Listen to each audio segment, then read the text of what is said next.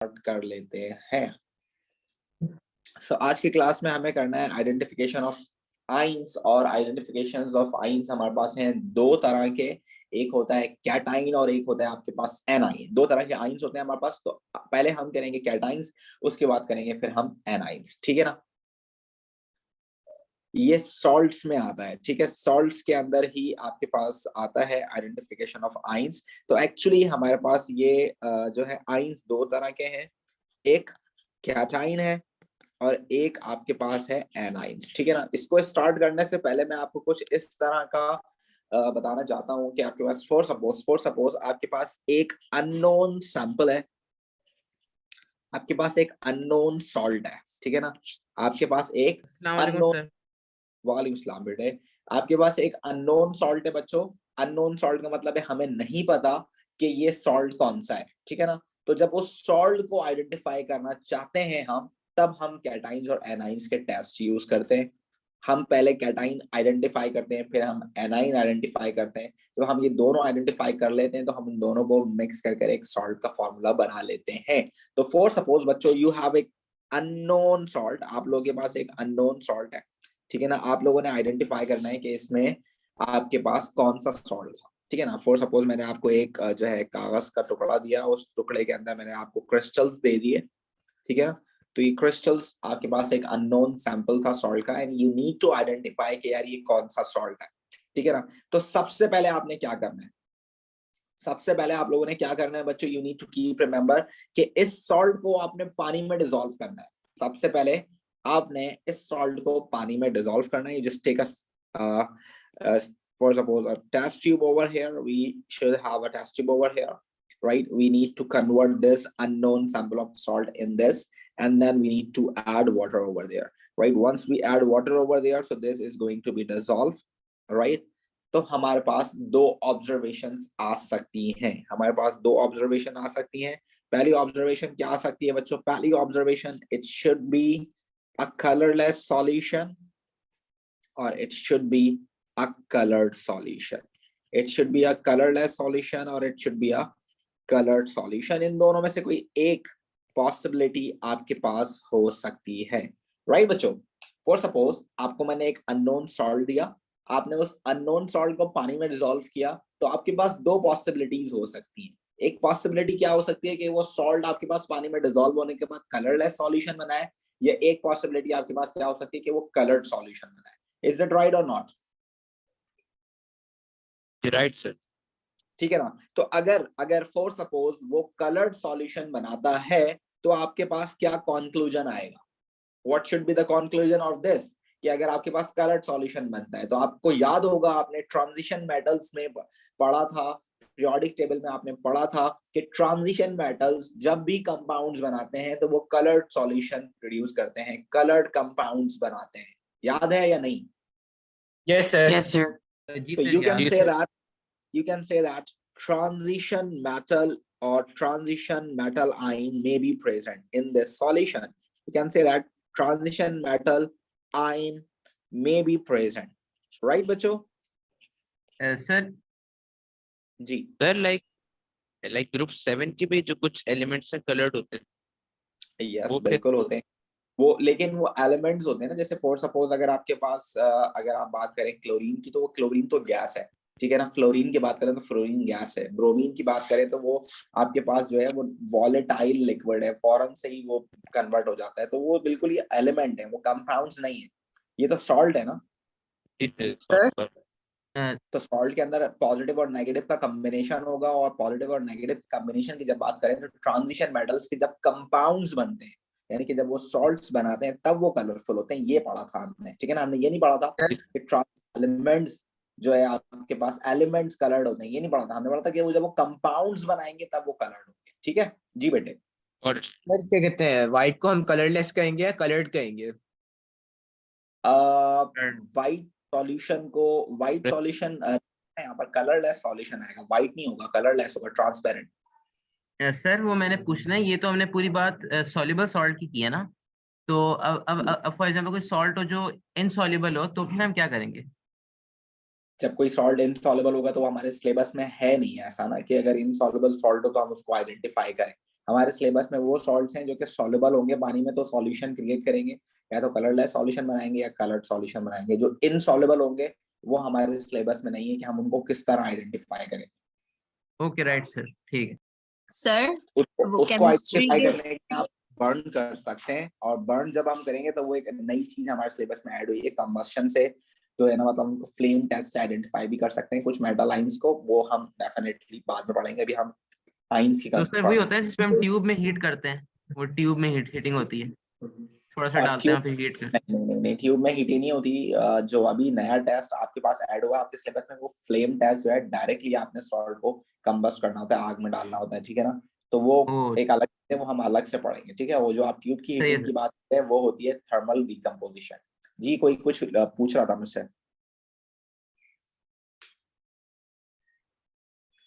जी कोई किसी गर्ल की आवाज मुझे आई थी, वो कुछ पूछना चाह रही थी। पूछो बेटे, क्या पूछना है? जी सर, वो केमिस्ट्री का जो एटीपी होगा एग्जाम सीआई में, तो उसका जो हम वो जो आइडेंटिफिकेशन के सवाल आता है उसमें हमें शीट मिलेगी ना उस उन्हीं की तरफ से?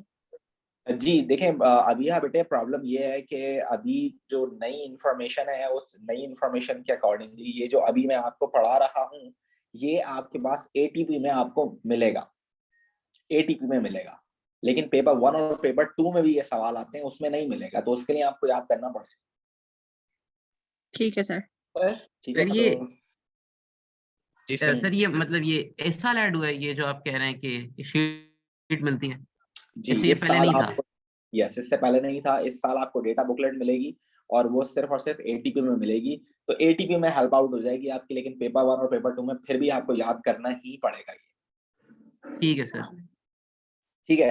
तो बच्चों, अगर कलर्ड सॉल्यूशन आता है तो you need to understand this कि वहां ट्रांजिशन मेटल प्रेजेंट होगा, आइन, ट्रांजिशन मेटल का आइन प्रेजेंट होगा। बट अगर कलरलेस सॉल्यूशन आता है तो you can say that transition metal ion may be present, right? You can say that transition metal ion may be present or absent, right बच्चों? फिर दोनों में प्रेजेंट होगा? नहीं, इसमें एब्सेंट होगा जो कलरलेस है, और जो कलर्ड है उसमें प्रेजेंट होगा। ये कंक्लूजन आप देख सकते हैं, but this is not confirm कि ऐसा ही है, हो सकता है। We just writing maybe, confirm नहीं है, maybe, right? Right everyone? अब देखो बच्चों, हमारे पास जो हमारे सिलेबस का मतलब लर्निंग आउटकम है, उस लर्निंग आउटकम में जो कलर्ड सॉल्यूशंस प्रोड्यूस कर सकते हैं कैटाइंस, वो कौन कौन से हैं जो कि हमें पढ़ने हैं? हमें पढ़ना है आयरन 2+ जो कि कलर्ड सॉल्यूशन प्रोड्यूस करेगा, और वो कौन सा प्रोड्यूस करेगा? ग्रीन कलर प्रोड्यूस करेगा।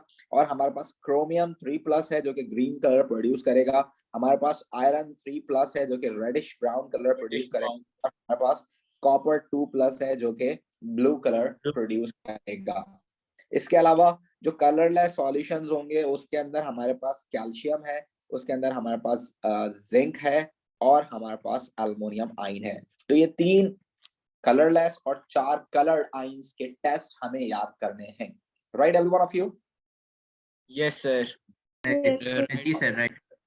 हमने इनिशियली क्या किया बच्चों? हमने इनिशियली ये किया, जो अननोन सैंपल हमारे पास था उसको हमने पानी में डिसॉल्व करके पहले चेक किया कि वो कलर्ड सॉल्यूशन बनाता है या कलरलेस। अगर वो कलर्ड सॉल्यूशन बनाता है तो हमने उसको कहा कि यार इसके अंदर ट्रांजिशन मेटल हो सकता है, और अगर कलरलेस बनाता है तो हमने कहा कि इसके अंदर ट्रांजिशन मेटल नहीं हो सकता, ठीक है ना। अगर ट्रांजिशन मेटल कलर्ड सॉल्यूशन बना रहा है तो इन चारों में से कोई कैटाइन हो सकता है उसके अंदर, और अगर कलरलेस बना रहा है तो इन तीनों में से कोई कैटाइन उसके अंदर हो सकता है। तो फॉर सपोज अगर मैंने एक सॉल्ट आपको दिया, आपने वो सॉल्ट पानी में डिसॉल्व किया और वो कलरलेस सॉल्यूशन बनाता है, तो पहली ऑब्जर्वेशन आपकी ये होगी कि सर इसमें ट्रांजिशन मेटल तो नहीं है, इसमें कैल्शियम हो सकता है, जिंक हो सकता है, या एल्युमिनियम हो सकता है। तो आप पहली बात तो ये समझ। और अगर ग्रीन कलर आएगा तो आप बोलेंगे सर आयरन हो सकता है या क्रोमियम हो सकता है। रेड कलर आएगा तो आप बोलेंगे सर इसमें आयरन 3 हो सकता है। और अगर आपके पास ब्लू कलर आएगा तो आप कह सकते हैं सर इसमें कॉपर आयंस हो सकते हैं, राइट? जी सर, राइट। ये ठीक है। दूसरा अब एलिमेंट एल्यूमिनियम के ऊपर, एल्युमिनियम के ऊपर जिंक लिखा हुआ है, जिंक 2+, ठीक है। ठीक। अब बच्चों करना है, द प्रॉब्लम इज दिस कि आपके पास जो कैटाइंस के टेस्ट होते हैं वो 2 टेस्ट होते हैं अलग अलग। जो कैटाइंस के हम टेस्ट करते हैं वो अलग अलग 2 टेस्ट हमारे पास होते हैं। तो लेट्स सी कि आपके पास कैटाइन के टेस्ट हम कैसे करते हैं। तो फॉर सपोज अगर हमें कैटाइन को आइडेंटिफाई करना है तो उसके लिए हमें उसके दो अलग अलग टेस्ट करना पड़ेंगे। और वो दो टेस्ट कौन कौन से हैं बच्चों? वो दो टेस्ट आपके पास, एक टेस्ट है आपके पास सोडियम हाइड्रोक्साइड वाला और एक टेस्ट है आपके पास अमोनिया वाला। ठीक है ना, तो यहाँ हम लिखेंगे कैटाइंस और इसके जो टेस्ट होंगे इसके अंदर हमारे पास दो अलग अलग टेस्ट हैं। एक सोडियम हाइड्रोक्साइड का टेस्ट है बच्चों और एक हमारे पास कौन सा टेस्ट है? एक हमारे पास है अमोनिया वाला। ठीक है बच्चों, Yes, sir. तो एक होगा आपके पास ऐड एक्वस सोडियम हाइड्रोक्साइड। पहले हम सोडियम हाइड्रोक्साइड ऐड करेंगे और एक में हम क्या करेंगे? Add aqueous ammonia. क्या ऐड करेंगे? Add aqueous ammonia which is NH3, right. और इन दोनों के भी जो पार्ट्स है ना बच्चों, वो दो पार्ट्स में है। ये दोनों भी आपके पास दो दो पार्ट्स में मौजूद हैं। यानी कि पहले हम क्या करेंगे? हम पहले सोडियम हाइड्रोक्साइड को थोड़ा सा ऐड करेंगे, उसके बाद इसको एक्सेस करेंगे। ठीक है, इसी तरह हम अमोनिया को भी पहले थोड़ा सा ऐड करेंगे, उसके बाद इसको एक्सेस करेंगे। लेकिन एक्चुअल में हमारे पास दो ही टेस्ट हैं। वो दो टेस्ट कौन कौन से हैं? एक सोडियम हाइड्रोक्साइड का और एक अमोनिया का। वो बात अलग है कि इन दोनों को दो दो बार करना है हमें।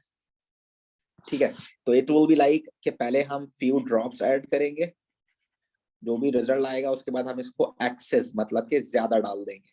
इसी तरह दूसरी टेस्ट ट्यूब में हम पहले फ्यू ड्रॉप्स ऐड करेंगे अमोनिया के और फिर जो भी रिजल्ट आएगा उसके बाद हम इसको क्या कर देंगे? एक्सेस कर देंगे। ठीक है ना, you need to keep remember this. तो अब प्रॉब्लम ये है कि कैटाइन के जब दो टेस्ट होंगे तो what ever the solution you have बच्चों, जो भी सॉल्यूशन आपके पास था उस टेस्ट ट्यूब को आप तीन हिस्सों में तोड़ दोगे। कितने हिस्सों में तोड़ोगे बच्चों? तीन हिस्सों में तोड़ दोगे। ठीक है ना, ताकि उस पर हम अलग अलग टेस्ट कर सकें। कैसे करेंगे?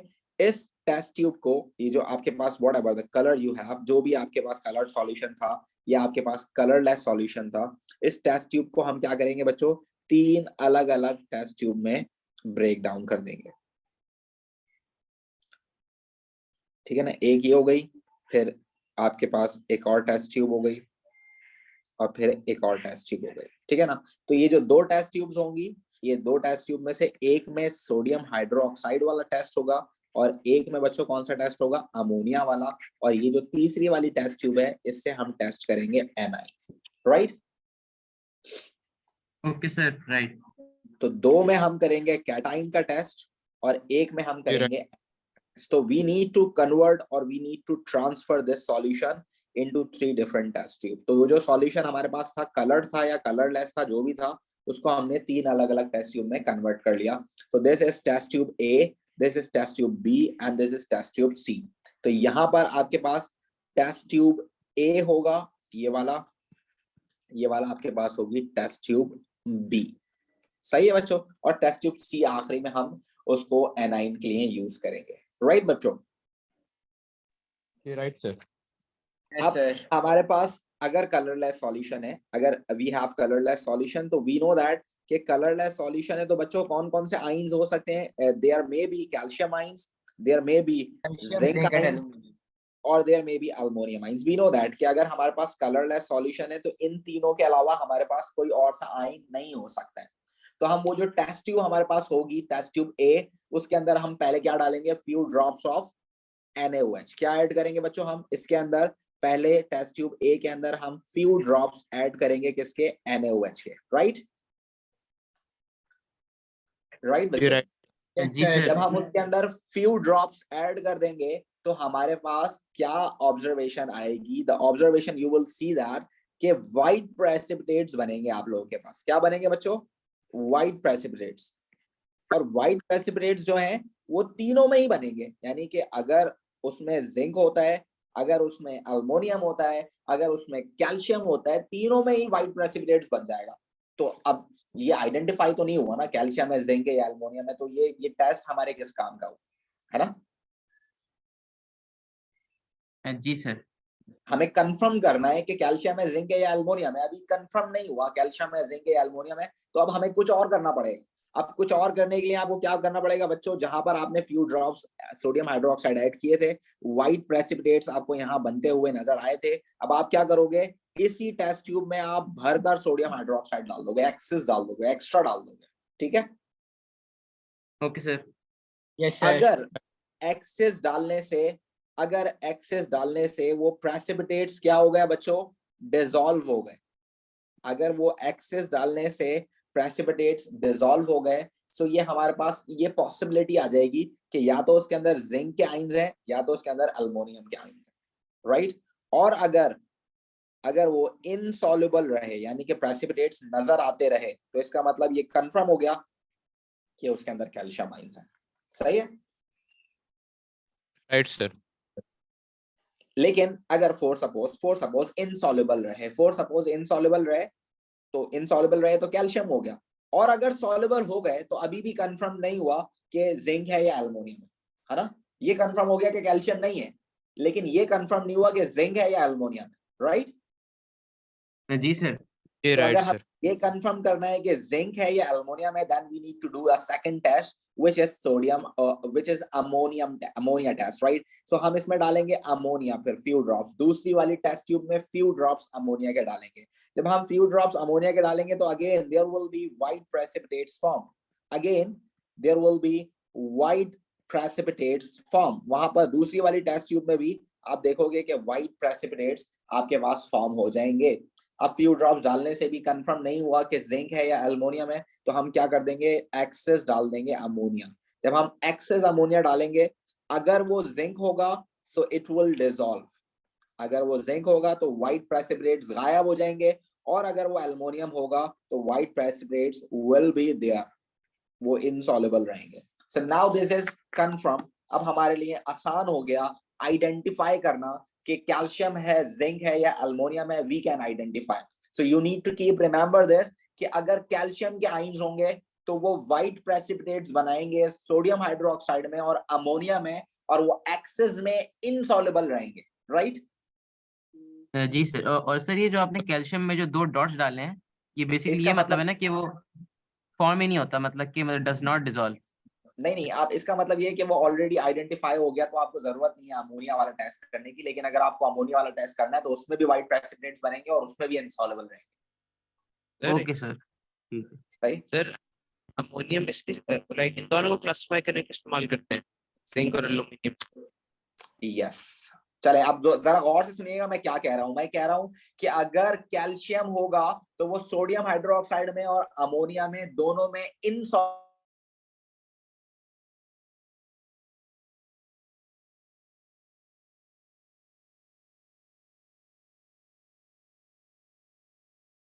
राइट। ठीक है बच्चों।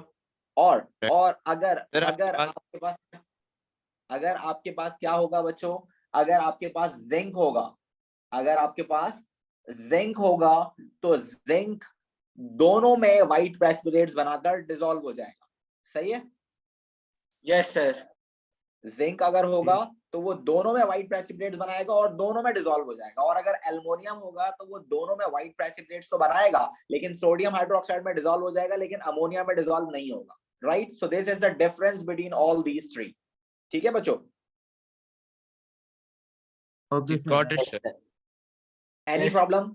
All clear? No sir, now all we can identify cation, right.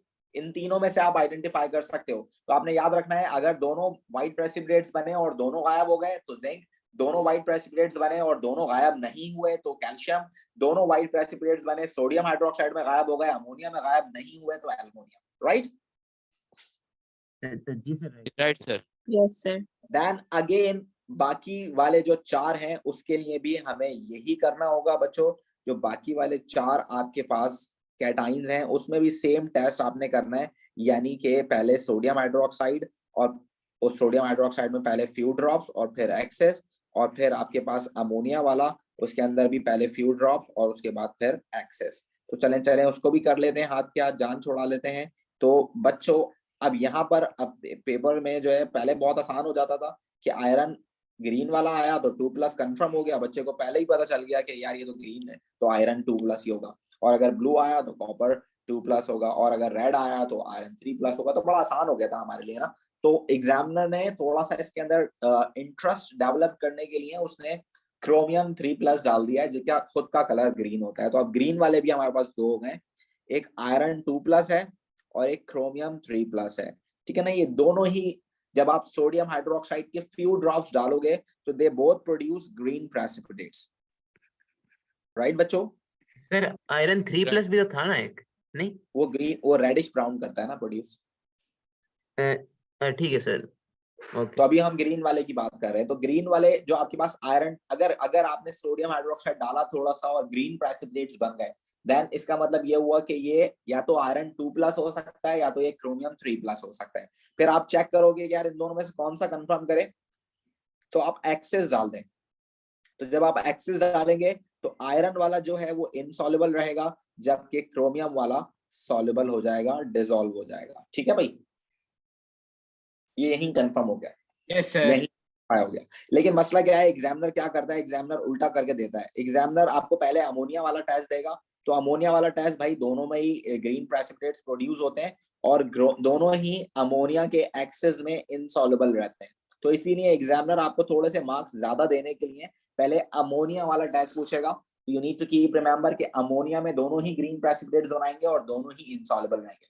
फिर वो अमोनिया आपको सोडियम हाइड्रोक्साइड वाला देगा, तो सोडियम हाइड्रोक्साइड में दोनों ही ग्रीन प्रेसिपिटेट्स बनाएंगे, बट क्रोमियम डिसॉल्व हो जाएगा लेकिन आयरन इनसॉल्युबल रहेगा। तो इट्स वेरी सिंपल कि दोनों ग्रीन बनाए और दोनों इनसॉल्युबल रहे तो आयरन 2+, और दोनों ग्रीन बनाए और सोडियम हाइड्रोक्साइड में सॉल्युबल हो जाए तो वो क्रोमियम 3+। राइट जी सर, राइट। जी सर, राइट। और फिर आयरन वाला बहुत आसान है। आयरन वाले में तो कोई और पोजीशन है ही नहीं, बस आयरन ही होता है जो ग्रीन प्लस रेडिश ब्राउन बनाता है। सो अगर रेडिश ब्राउन प्रेसिपिटेट्स बने, if reddish brown precipitates forms, so it's quite obvious कि आयरन 3+ है। और इसकी और आसान बात क्या है कि दोनों के अंदर ही रेडिश ब्राउन बनाता है और दोनों के अंदर ही आपके पास इनसॉल्युबल होता है, तो इसको याद करना भी बड़ा आसान है। तो in both the solutions reddish brown colour forms और प्रेसिपिटेट्स फॉर्म्स, और दोनों ही इनसॉल्युबल हो तो iron 3+। It's quite simple, right बच्चों? जी राइट सर। और कॉपर वाला भी बिल्कुल अलग ही कलर है। तो कॉपर का 2+ जो है लाइट ब्लू प्रेसिपिटेट्स बनाता है, दोनों में लाइट ब्लू प्रेसिपिटेट्स बनेंगे दोनों में, ठीक है ना? लाइट ब्लू प्रेसिपिटेट्स दोनों में बनेंगे। बस आपने ये याद रखना है कि यहाँ पर इनसॉल्युबल रहेंगे और वहां पर सॉल्युबल हो जाएंगे। Soluble in excess and give dark blue solution, and give dark blue solution। ठीक है बच्चों? जी सर, राइट। जी सर, ओके। ये सारे आपके पास जो टेस्ट हैं वो किसके हैं बच्चों? ये सारे टेस्ट कैटाइंस के हैं जो कि हमसे पूछे जा सकते हैं। और you need to keep remember कि ब्लू वाला कलर जो है कॉपर का है, रेडिश ब्राउन आपके पास आयरन 3+ का है, ग्रीन जो है आपके पास आयरन और क्रोमियम का हो सकता है, and chromium will be soluble in excess sodium hydroxide. और व्हाइट वाला यानी जो व्हाइट प्रेसिपिटेट्स होते हैं वो कैल्शियम, जिंक और एल्युमिनियम के बनते हैं। Aluminium is soluble in excess ammonia but not soluble in excess sodium hydroxide, while zinc is soluble in both of them and calcium are insoluble in both of them, right? So these are the differences that you need to keep remember and will help you to identify which cation is present in which salt, right बच्चों? Right, sir. Yes, sir. अच्छा बेटे देखें, cover अगर आप मुझसे पूछते हैं शुएब, अगर आप सिलेबस कवरिंग का मुझसे पूछते हैं तो बेटा सिलेबस कवरेज का कोई प्रॉब्लम नहीं है। ये आप बैच ए में आए हैं, अगर आप बैच बी में आएंगे तो वहां पर सिर्फ 2 से 3 चैप्टर रूम है, तो आप वहां पर क्लास ले सकते हैं शुएब, ठीक है?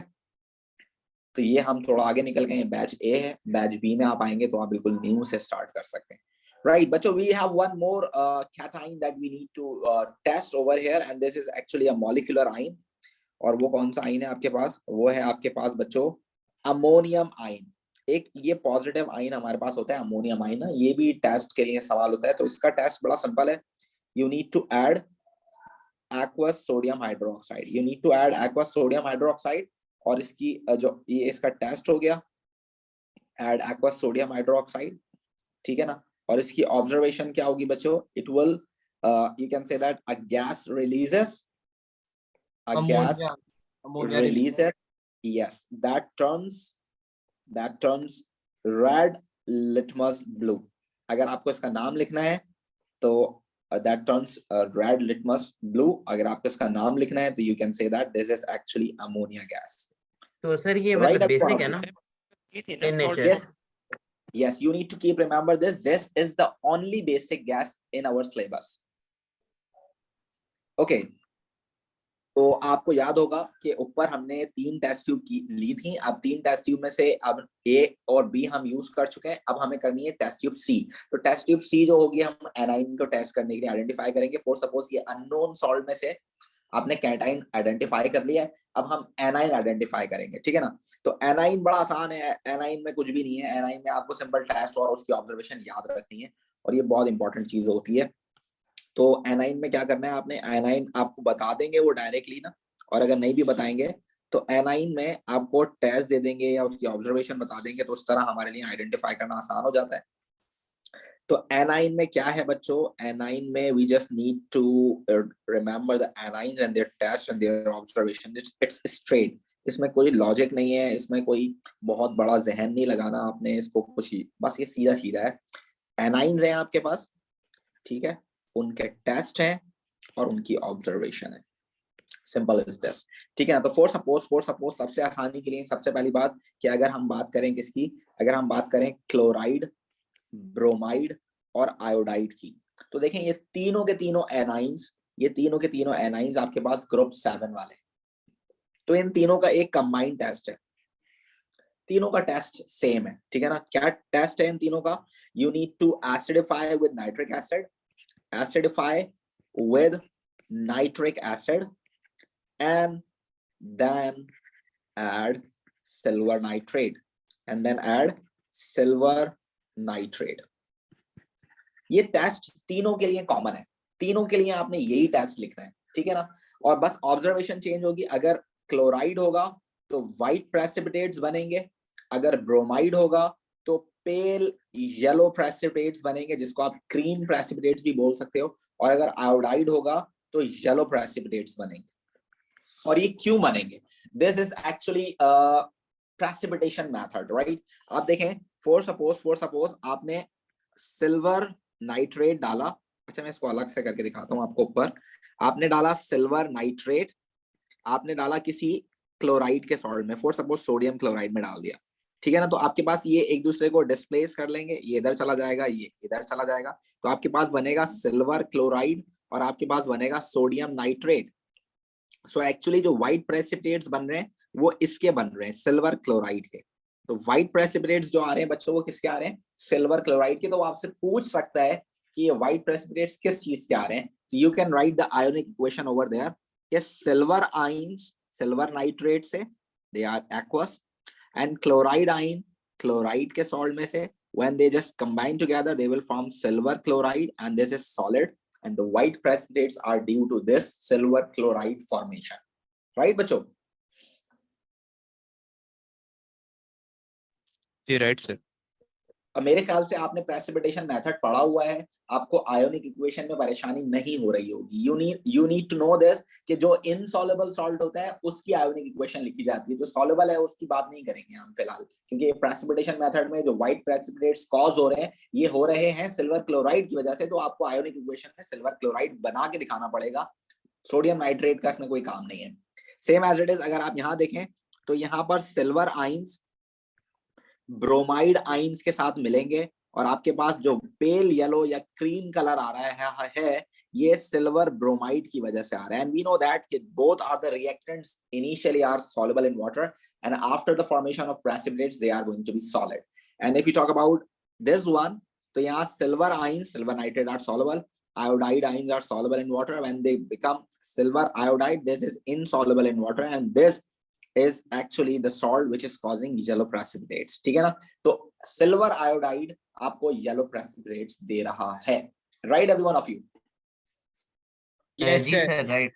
राइट अच्छा सर। देखिए बहुत सारे बच्चे परेशान हो जाते हैं यहाँ पर, तो आपने याद रखना है कि आपने ग्रुप 7 में जो पढ़ा था कि आयोडीन ब्राउन कलर की होती है गैसियस में और सॉलिड फॉर्म में वो ब्लैकिश ग्रे होती है। तो आपने परेशान नहीं होना कि सर यार क्या मसाइल हैं यहाँ पर, किस किस के कलर में याद रखूं कि मतलब सॉलिड है आयोडीन तो वो जो है ब्लैकिश पर्पल कलर की है, और अगर वो गैसियस है तो ब्राउन हो गई, और अब आप बोल रहे हैं कि आयोडीन के टेस्ट में येलो प्रेसिपिटेट्स याद करो। तो भाई ये जो येलो प्रेसिपिटेट्स हैं ये येलो प्रेसिपिटेट्स सिल्वर आयोडाइड के हैं, ये आपने याद रखना है, ये आयोडीन के नहीं है, ये आयोडाइड का टेस्ट किया है, सिल्वर आयोडाइड बना है जिसकी वजह से येलो प्रेसिपिटेट्स आए, राइट।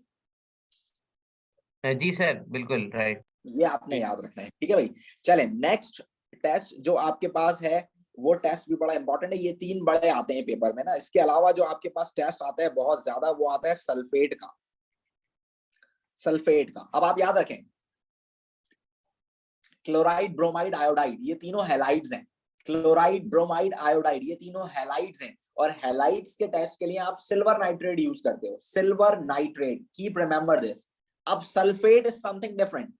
सल्फेट के टेस्ट के लिए आप यूज करोगे barium salt, barium salt, right, you need to keep remember this, barium salt use करोगे। और एसिडिफाई करने के लिए नाइट्रिक एसिड चलेगा, ठीक है। तो you can say that acidify with nitric acid and then adds barium salt। अच्छा मुझे बताओ कि हम barium salt कौन सा ऐड करेंगे?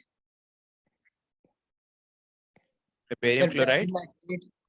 We need to know this कि बैरियम का soluble salt यूज करना है, तो बैरियम क्लोराइड यूज कर सकते हो और बैरियम नाइट्रेट भी यूज कर सकते हो। We know that barium carbonate insoluble है, ठीक है ना, बैरियम सल्फेट भी insoluble है, तो हम वो यूज नहीं कर सकते, जो soluble होगा वो यूज करेंगे। तो बैरियम, आसानी के लिए बैरियम नाइट्रेट लिख देता हूं मैं, देखो ऊपर भी नाइट्रेट है तो नीचे भी नाइट्रेट कर लेते हैं, आसानी हो जाएगी याद करने में ना।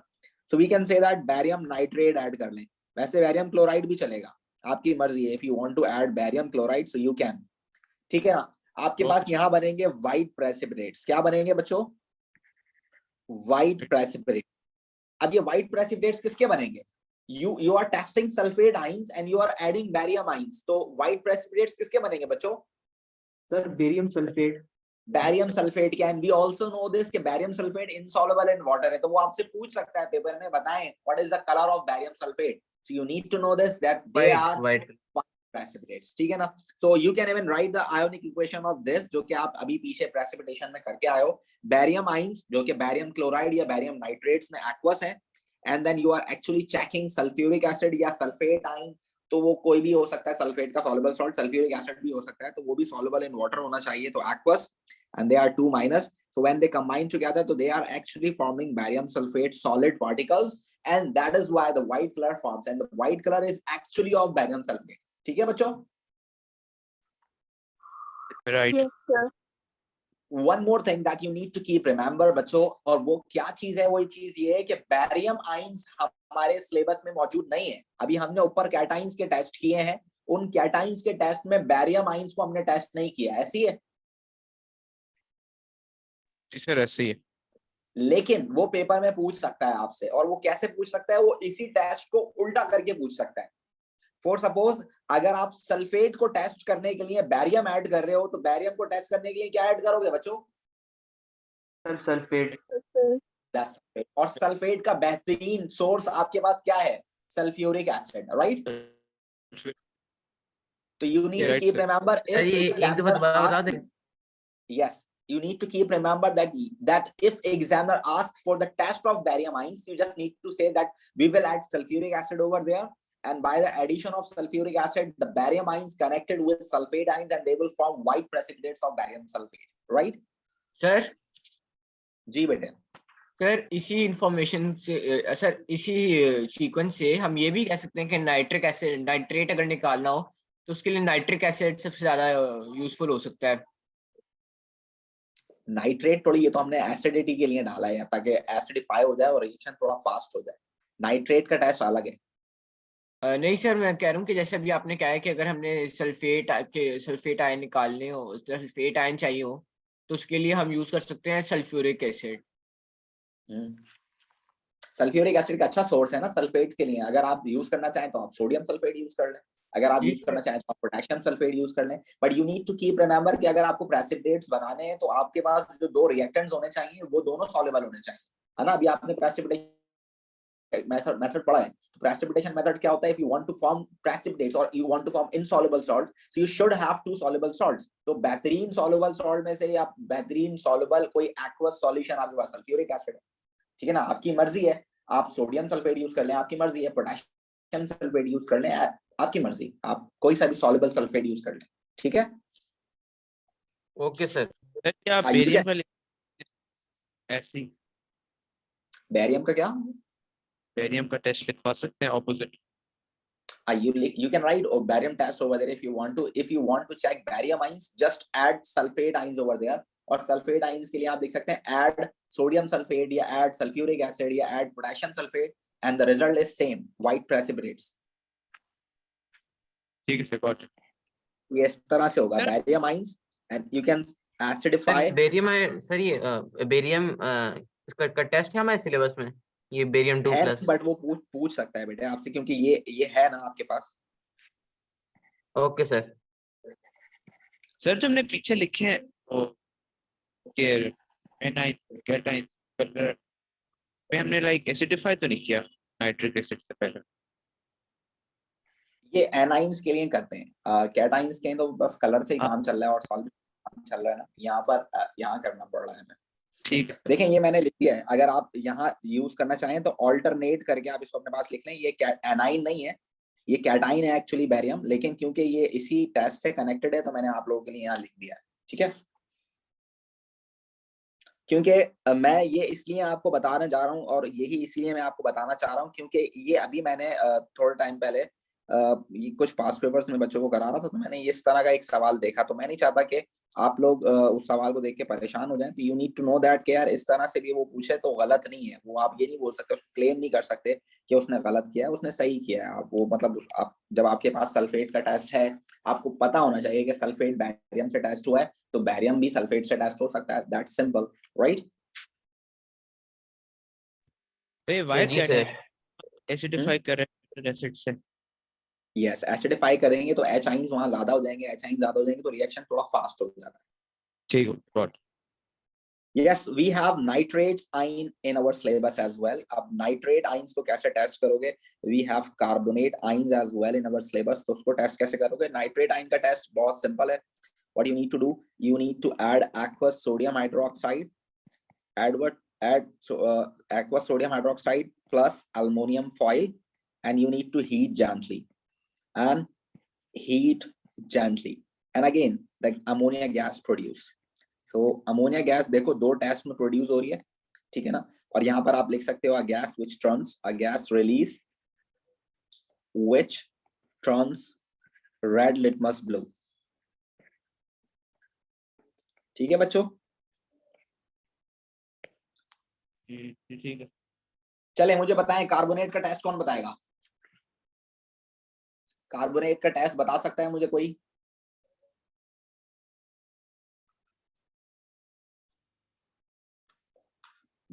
कार्बोनेट का टेस्ट कौन बताएगा?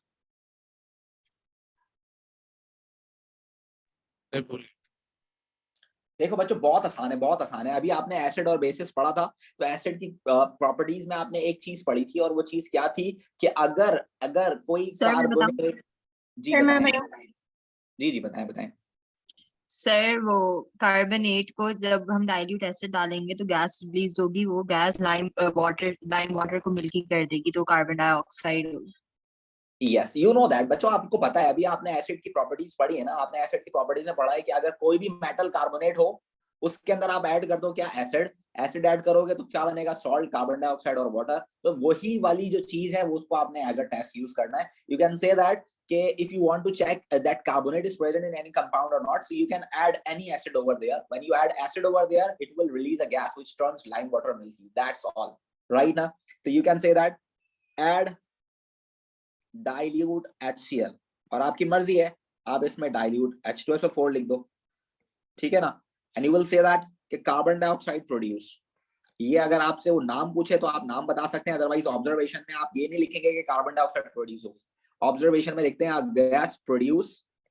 gas produce which turns lime water milky. You don't know that कि यार वो कौन सी गैस प्रोड्यूस हो रही है, आपने नाम नहीं लिखना होता ऑब्जर्वेशन।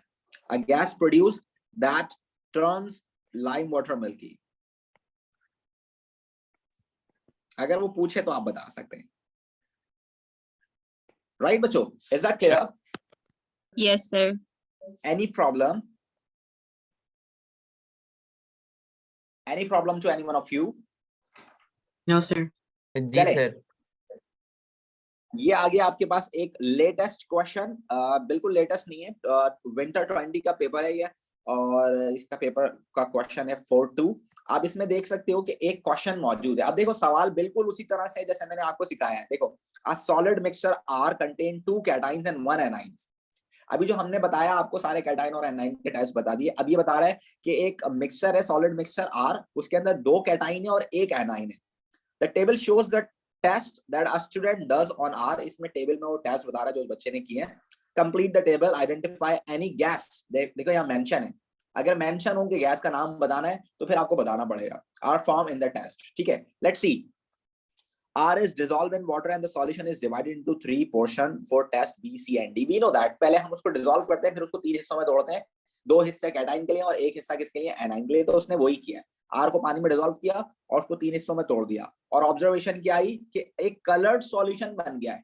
क्या बन गया है आपके पास, एक कलर्ड सॉल्यूशन। तो जरा बच्चों बताओ what should be the conclusion. Transition compound. Maybe present.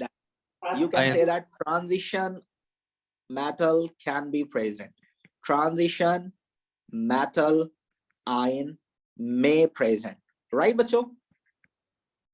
Ji sir, right. You will get 1 mark over here. Transition That's metal. simple. Yes, transition metal may present over here. Then देखो B part के अंदर वो पहले test कर रहा है कौन सा, अमोनिया वाला। मैंने आपको बताया था कि जब भी आयरन और क्रोमियम आता है तो पहले वो अमोनिया वाला टेस्ट प्रोड्यूस करता है। तो देखें when you are adding ammonia and just look at the third column, वो कह रहा है क्रोमियम और आयरन 2+ आयंस होंगे। तो जरा बताएं किस कलर के प्रेसिपिटेट्स बनेंगे बच्चों। Green precipitates. आप यहाँ लिखोगे green precipitates form. Simple, 1 mark मिल गया आपको इसका, ठीक है ना। Then you can see that कि उसने एक्सेस कर दिया। जब वो एक्सेस डालेगा तो क्या होगा बच्चों, insoluble. yes, both are insoluble in excess. So you can say that insoluble in excess, right? And then after that just look at there कि उसने फिर दूसरा टेस्ट किया जिसमें कंफर्म हो गया कि क्रोमियम आयन है। इसका मतलब पहले देखो उसने फ्यू ड्रॉप्स डाले तो कंफर्म नहीं था। क्यों कंफर्म नहीं था, क्योंकि ये दोनों के दोनों कौन से प्रेसिपिटेट्स बनाते हैं बच्चों, Green precipitate. दोनों में ही ग्रीन प्रेसिपिटेट्स बनेंगे। लेकिन अगले वाले में कंफर्म हो गया कि क्रोमियम आयन है, तो क्या हुआ होगा, सॉल्युबल और insoluble. insoluble soluble in excess बेटे, soluble सॉल्युबल इन एक्सेस है, ठीक है। देखें ये इस तरह का सवाल आता है और इस तरह हमारे कंफर्म हो गया। अब देखो उसने बोला था 2 कैटाइन है, तो अभी तो 1 कैटाइन कंफर्म हुआ है। तो दूसरा कैटाइन देखो यहाँ पर उसने अलग से किया है। वो क्या कह रहा है, the mixture from C2 is warm and the gas from is tested with damp litmus paper and the gas turns damp red litmus paper blue. तो ये कौन सा कैटाइन है जो कि अमोनिया गैस प्रोड्यूस करता है, Ammonium. ammonium yes, you just look at over there कि it is for 2 marks, so you need to mention ammonia gas produced, ammonia gas, and the ion is ammonium ion, right? Sir ammonia का formula तो लिखेंगे ना, marks काट देगा।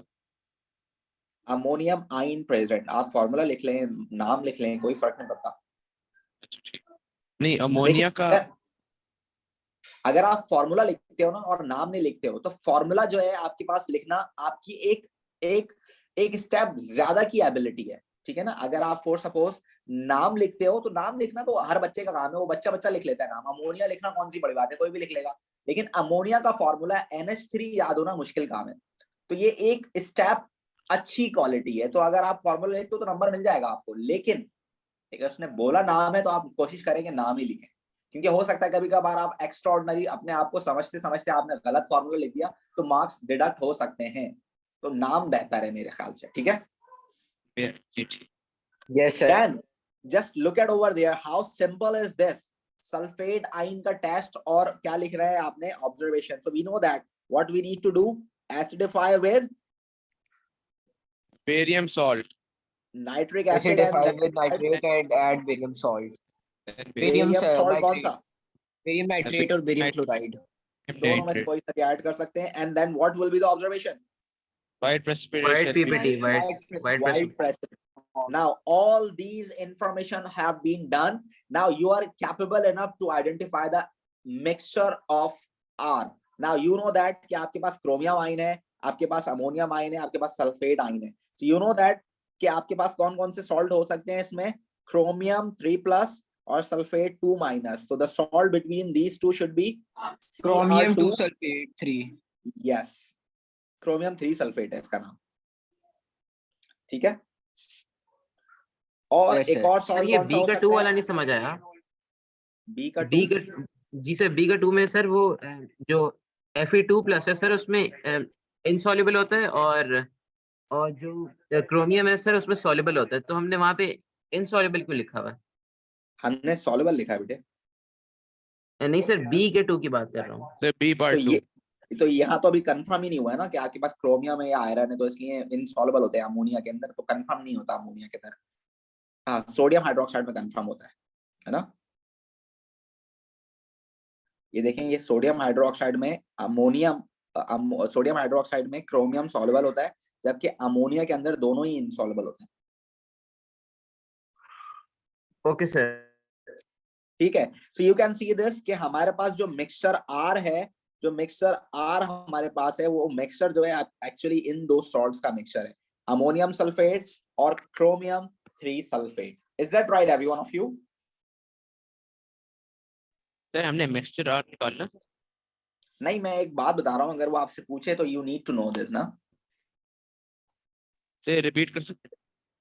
Yes, you can see this that we have actually 2 cations and 1 anion। तो इसका मतलब जो दो सॉल्ट होंगे उन दोनों के अंदर कैटाइंस अलग अलग हो सकते हैं, लेकिन एनाइन एक ही है। तो क्रोमियम 3 सल्फेट और अमोनियम सल्फेट, इन दोनों का मिक्सचर था वो आपके पास मिक्सचर आर, जिसको इस बच्चे ने टेस्ट किया। ठीक है जी ठीक है sir. Yes, every one of you, is that clear?